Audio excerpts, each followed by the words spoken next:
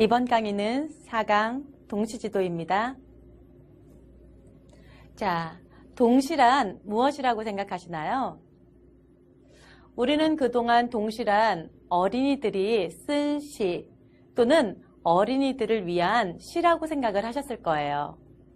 저도 동시란 아이들이 쓴 시라고 생각을 했는데 여기서 동시는 무엇인지 정확하게 한번 짚고 넘어가 볼까요?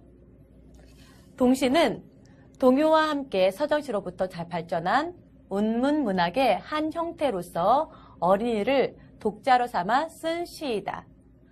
어린이를 독자로 삼아 쓴 시이다. 그리고 동시는 어린이다운 심리와 정서로 어른 모두가 공감할 수 있게 성인이 쓴 시이다. 약간 놀라셨죠? 동시란 어린이가 쓴 시가 아니라 성인이 쓴 시라고 이야기합니다. 그래서 동시란 어른이 쓴 시가 바로 동시이고요. 어린이가 쓴 시는 어린이 시라고 이야기합니다. 동시는 어린이의 마음을 어린이다운 심리와 정서로 어린이를 위해 어린이들 또는 어른들이 읽게 만든 시를 동시라고 이야기하는 거였어요. 그러므로 동시는 적어도 어린이들이 이해할 수 있는 언어와 소박하고 단순한 사상, 감정을 담아야 한다. 동시가 성인시와 다른 점은 바로 어린이답다는 조건에 있기 때문이라고 이재철은 이야기하고 있습니다. 자, 동시가 어른시와 다르다는 것, 어떤 것인지, 어떤 뜻인지 알겠나요? 우리가 조금 있다가 그 부분은 다시 한번 다루기로 하고요. 계속 동시에 대해서 조금 더 알아보도록 하겠습니다. 동시란 아동에게 즐거움을 주고 감동을 주기 위한 시다. 따라서 어린이들이 이해하기 쉬운 내용과 형식을 갖추어야 한다. 너무 내포되어 있거나 너무 합축이 되어 있어서 아이들이 이해하기 어려운 시는 우리가 동시라고 이야기할 수 없다라는 거죠. 또한 동시는 어른인 시인이 어린이다운 마음을 바탕으로 하여 어린이들이 이해하기 쉬운 표현으로 어린이들을 위하여 쓴 시를 말한다. 결국 어린이들을 위한 어린이들이 이해할 수 있는 말과 글로 표현한 시, 그게 바로 동시가 되겠습니다. 그렇다면 우리가 동시의 특징을 한번 알아볼까요? 동시의 특징과 시의 특징을 살짝 구분해서 한번 알아보도록 하겠습니다. 동시는 소리 또는 운율에 따른 음악성이 있습니다. 동시들의 특징은 가끔 우리가 어른시에서는 볼 수 없는 재미와 그 다음에 어떤 언어적 유희를 좀 만날 수가 있어요. 또 동시는 서정적인 상상력을 기초로 하고 있습니다. 우리가 생각했던 것들, 생활에서 익숙했던 것들인데 사실은 우리가 어른으로서는 잘 말할 수 없었던 것들, 쉽게 말하면 아이들이 좋아하는 것들 있잖아요. 아이들은 똥 얘기를 너무 좋아해요. 또 아이들은 똥 얘기나 더러운 이야기나 그 다음에 무서운 이야기나 어른들이 생각하기에는 저런 걸 어떻게 저렇게 재밌게 이야기하지? 하는 것들을 가지고 너무 즐겁게 이야기하는 것들이 있어요. 그런 것들을 표현하고 그런 것들을 이야기하고 그런 것들에 대해서 대화를 나누는 걸 굉장히 좋아하는데요. 그러한 상상력을 가지고 있는데 그러한 것들이 시로도 쓰이기도 합니다. 또 동시는 함축적인 글로 이루어져 있습니다. 어른의 시처럼 함축적인 글로 이루어져 있어요. 이게 어린이 시하고는 약간 조금 다른 개념으로 나타나게 되죠. 어린이들은 시를 쓰라 그러면 어린이 시에는 함축적인 의미가 좀 담겨 있는 부분이 없을 때가 있어요. 그러니까 줄줄줄줄줄줄줄줄 계속 가지런히 감정을 그대로 나타날 경우가 있죠. 그래서 그걸 연과 행으로 잘 못 끊어서 뭐라고 하다가 뭔가 바꿔야 될 것 같으니까 다 하고 밑으로만 내리는 경우가 있어요. 그래서 어린이 시는 굉장히 좀 깁니다. 함축을 하지 못해요. 그런데 이 바로 동시라고 얘기하는 것은 어린이다운 심성을 가지고 쓰는 시이기 때문에 함축적인 의미를 담고 있어요. 또 비유와 상징이 많이 포함되어 있습니다. 비유와 상징이 어떻게 포함되어 있는지 동시에서 직접 느껴보도록 해요. 자, 또 볼까요? 그러면 동시의 내용은 어떤 내용들로 이루어져 있을까요? 어린이의 마음이 솔직히 드러난 시. 정말 신기하죠? 어른인데 어떻게 어린이의 마음을 솔직하게 표현할 수 있었을까요? 자, 지금 여기서 공부하고 계시는 우리 선생님들도 다 어른이잖아요. 그런데 어린이의 마음을 갖고 있나요? 맛있는 거 보면 먹고 싶으시죠? 아기가 까르르 웃고 있는 거 보면 깨물어주고 싶으시죠? 또 여전히 좋은 날씨를 보면 나가서 놀고 싶으시죠? 졸려오면 자고 싶으시죠? 어린이답다라는 거? 어린이답다라는 거 누구나가 갖고 있는 기본 욕구이지 않을까요? 그죠? 그래서 우리는 어른이지만 어린이답다, 어린이다운 생각을 누구나가 다 갖고 있는 것 같아요. 또 그 어린이의 시절을 누구나가 다 겪고 지나왔기 때문에 우리는 그러한 느낌이나 감정을 고스란히 가지고 있는 것 같습니다. 그래서 아이들의 마음을 솔직히 드러낸 시를 우리는 쓸 수 있을 것 같아요. 왜냐면 나도 어린이였기 때문이죠. 자, 그 다음에 리듬, 운율, 반복, 또 읊조리거나 노래를 유발하는 시. 왠지 자꾸 노래를 하는 것처럼 느껴져요. 그죠? 그래서 뭔가 노래를 갖다가 유발하는 시. 그래서 시라는 걸 동시는 뭔가 하다 보면 자꾸 거기다가 음을 붙이게 될 것 같고, 그래서 노래가 꼭 어떤 노래처럼, 시를 어떻게 하면 노래처럼 만들어지는 것 같아요. 그래서 동시에다가 곡을 붙여주는 것처럼 우리가 그런 걸로 활동을 하기도 해요. 그 다음에 상상력을 키워주는 시. 시를 한 편 읽고 있으면 막 머리에서 그림이 그려져요. 이런 시가 좋은 동시가 되겠죠.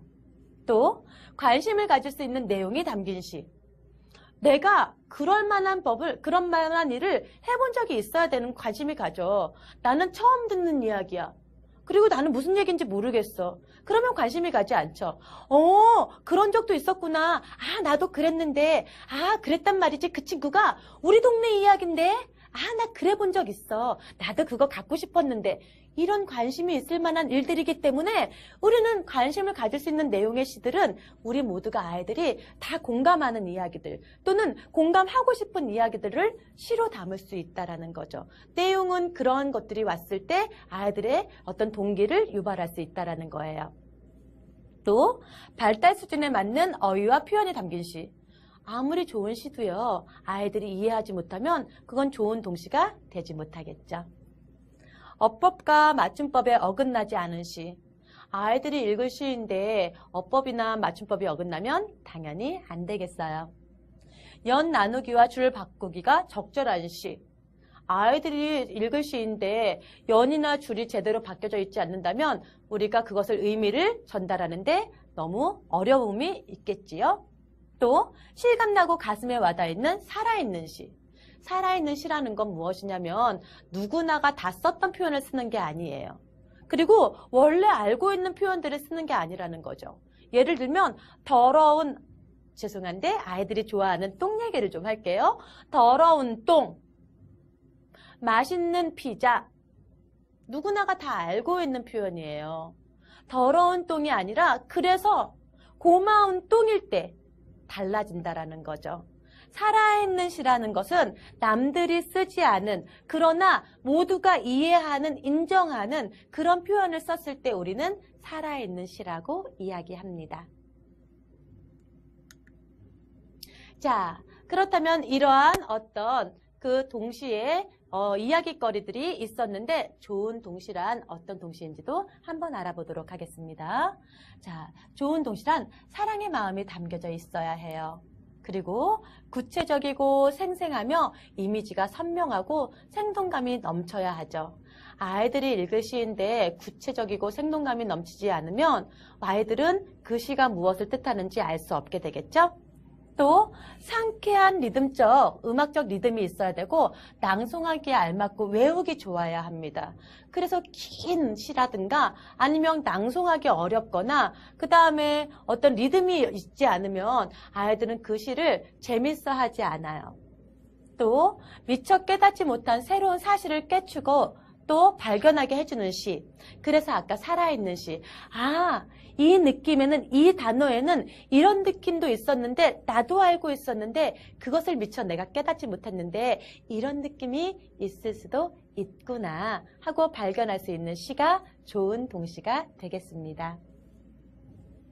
어린이의 생활과 경험이 일치하여 어린이들이 아하, 그래, 나도 그런 일이 있었어 하고 공감하는 작품이 좋은 시예요. 우리 가끔 그럴 때 있죠. 아, 이 좋은 이 느낌을 시로 좀 나타나면 좋겠는데 내가 그게 잘 안 되니까 안타까운 적 있잖아요. 우리가 누구나 한 번쯤은 문학소녀가 되는 걸 또 꿈꿨잖아요. 그죠?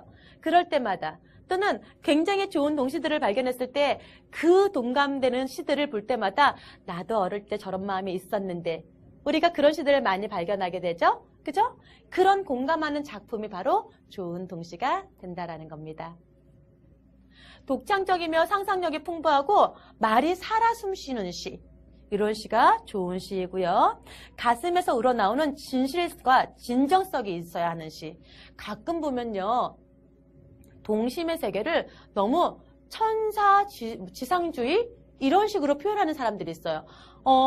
아이들은 다 천사고 아이들은 다 굉장히 훌륭하고 그다음에 아이들은 다 예쁘고 살아 숨쉬고 움직이고 이런 굉장히 천사적으로만 바라보는데 아이들이 다 천사이고 아이들은 다 살아 숨쉬고 아이들은 다 힘든 것이 없다고 생각하세요?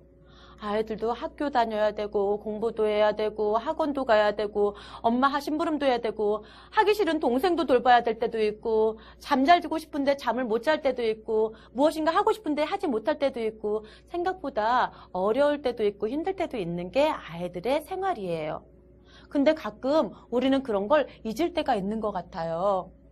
아이들도 힘들 때도 있고요. 쉬고 싶을 때도 있고요. 자기 혼자만의 시간을 갖고 싶을 때가 있대요. 그렇기 때문에 사실은 우리는 이 아이들의 마음을 진실되게, 진정성 있게 같이 알아주어야 하는 것이 필요하죠. 그렇기 때문에 정말 예쁘고 사랑스럽고 착하고 귀엽고 이런 시만이 나온다면 아이들을 함께 공감할 수 있는 시는 정말 적을 거예요. 그러면 위에 있는 것처럼 살아 숨쉬는 시는 되지 못하겠죠. 어린이들이 좋아하는 내용과 이해 가능한 표현을 갖추면 좋은 동시가 됩니다. 자, 그렇다면 좋지 못한 동시는 조금 전에 좋다고 생각했던 그런 동시가 아닌 유형들은 다 좋지 못한 동시가 되겠는데 한번 살펴보도록 할까요?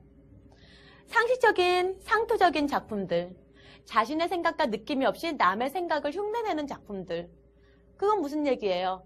나는 별로 그렇게 생각하지 않는데 남들이 다 아이들은 착하대. 나는 별로 그게 힘든 것 같지 않은데 아이들은 다 책가방 메고 무거운 가방을 메고 학원을 도는 게 힘들대.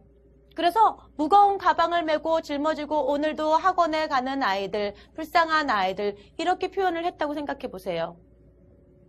어떤 아이들은 그럴 수도 있지만요. 어떤 아이들은요. 무거운 가방을 메고 학원을 간다. 오늘은 학원을 간다. 너무나 신나는 하루가 될 것 같은 기분이 든다. 이럴 수도 있어요. 왜냐고요? 그 뒤를 봐야죠. 오늘은 학원에 순이가 온다. 이럴 수도 있는 거잖아요. 또는 오늘은 학원 앞에 떡볶이를 먹을 수 있다. 이럴 수도 있잖아요. 다른 거예요. 내가 다른 사람의 생각을 빌려오니까 거기까지만, 앞에까지만 보는 거죠. 뒤에를 본다면 그 아이가 순이를 보러 가는지 떡볶이를 먹으러 가면 이건 생각이 달라지는 거잖아요. 그렇기 때문에 남의 생각을 흉내내는 작품은 좋은 작품이 될 수가 없지요.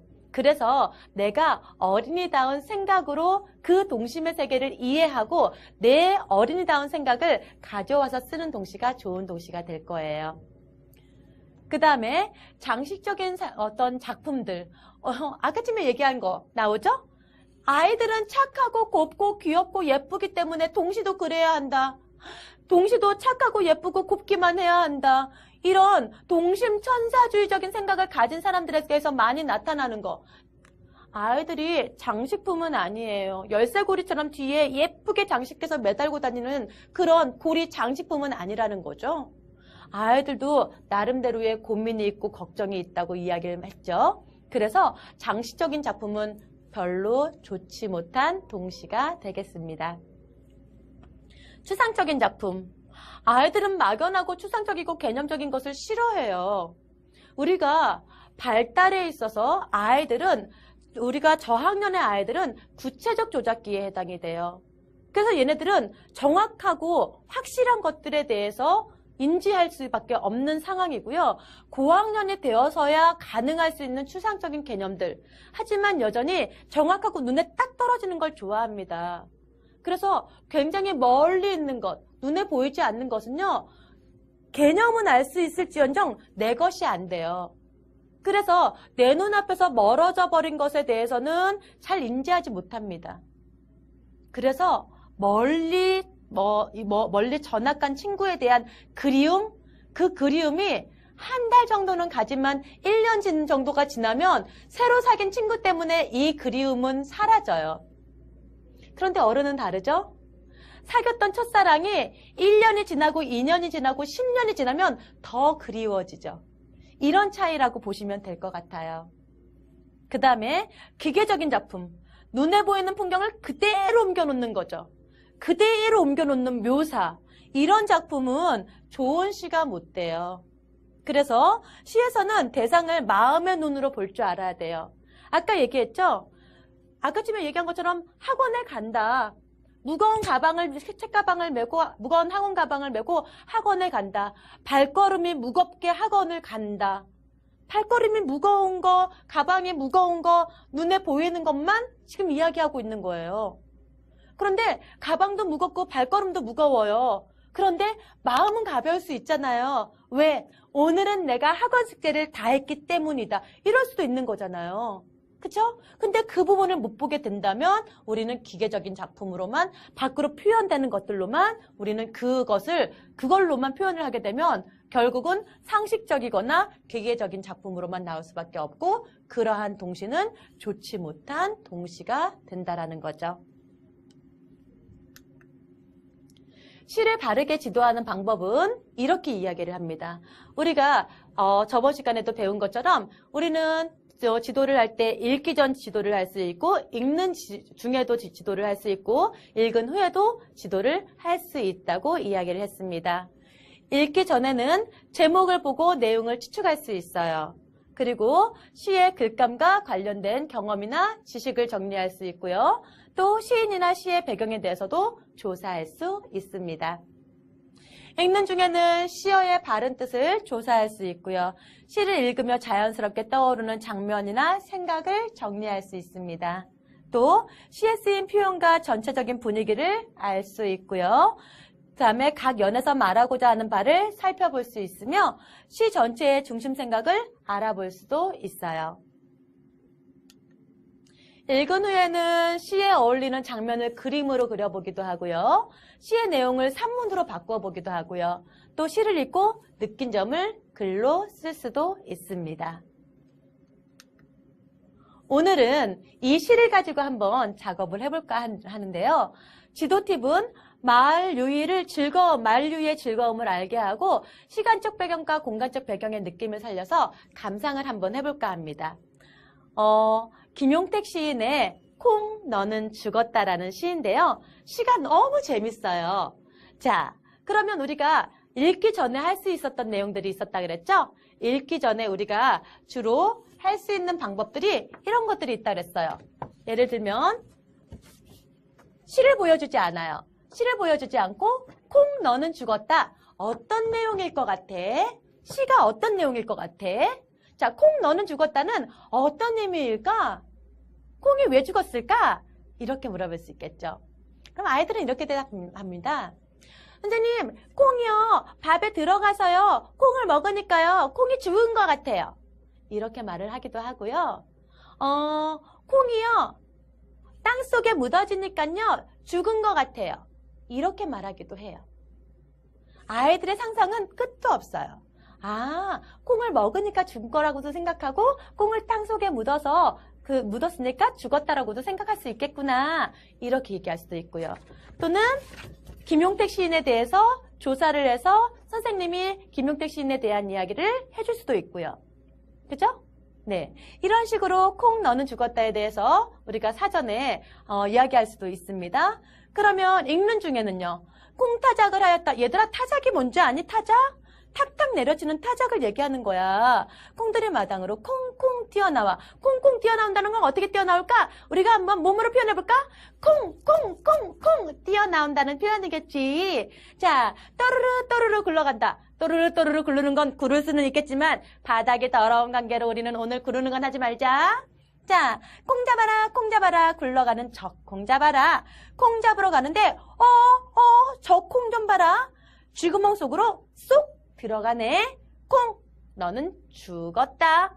콩, 너는 죽었다. 자, 콩, 너는 죽었다 그랬어. 여기서는 왜 죽었다 그랬지? 쥐구멍 속으로 쏙 들어갔다 그랬어. 자, 쥐구멍 속으로 들어갔는데 콩이 왜 죽은 걸까? 그래, 아까 어떤 친구가 냠냠 먹어서 죽었어요 라고 얘기했는데 요번에는 쥐가 먹었다는 얘기겠구나. 그래서 콩이 죽었다고 표현을 했네. 하고 독서 중에도 우리가 지도를 할 수 있어요. 이것을 우리가 줄글로도 표현할 수 있다 그랬죠? 읽은 후에는 이렇게 할 수 있습니다. 어떻게 해요? 일기로 바꿔 써보자. 그래서 일기로 바꿔 썼는데 이렇게 썼습니다. 2014년 몇 월 며칠 하늘은 파랗고 고추잠자리가 윙윙 맴도는 날 가을에 아주 맑은 가을 늦가을인가 봐요. 그쵸? 그래서 아침부터 시끌시끌 밖에 어수선해서 잠있겠다. 어제 엄마 아빠랑 할머니 댁에 왔다. 방문을 열어보니 마당에는 멍석이 깔려있고 아까 타작했다고 했으니까 멍석이 깔려있어야 되겠죠? 그 위에는 잔뜩 뭐가 쌓여있었다. 아빠가 영차 무엇을 하는데 신기해서 나도 얼른 옷을 입고 나갔다.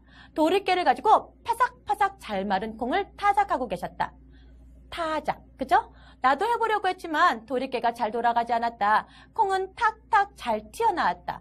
나는 아빠가 치면 옆으로 튀어나가는 콩들을 주워 모았다. 그런데 콩 하나가 또르르 콩콩콩 튀더니 담벼락 구멍 속으로 쑥 들어가 버렸다. 나는 길고 가는 막대로 꺼내보려고 안간힘을 써보았다. 그러나 꺼낼 수가 없었다. 할머니는 그런 내 모습을 보고 그냥 두라고 하신다.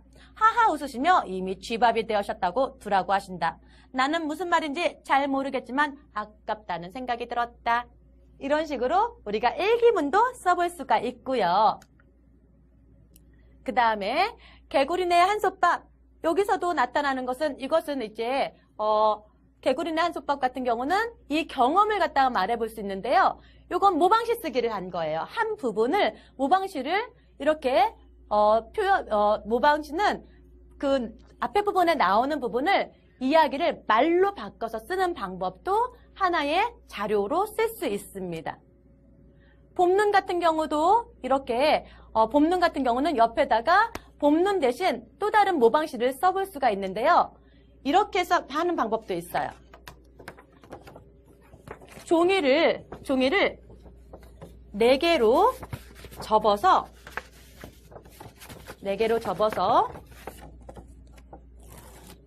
한쪽 끝에다가 이렇게 양면 테이프를 붙이고요. 붙여주어서 사각기둥을 만들어요. 사각기둥을 만들어서 아이들한테 좋은 시를 쓰게 합니다. 좋은 시를 쓰게 해서 보이시나요? 이렇게 좋은 시들을 써서 시화집을 만들어 보는 거예요. 이렇게 하면 나중에 전시하기도 좋고 학교에서 무슨 행사를 할 때도 행사 효과로서도 아주 만점인 그런 독후 활동이 되겠습니다. 자, 오늘 수업은 여기서 마치겠습니다. 감사합니다.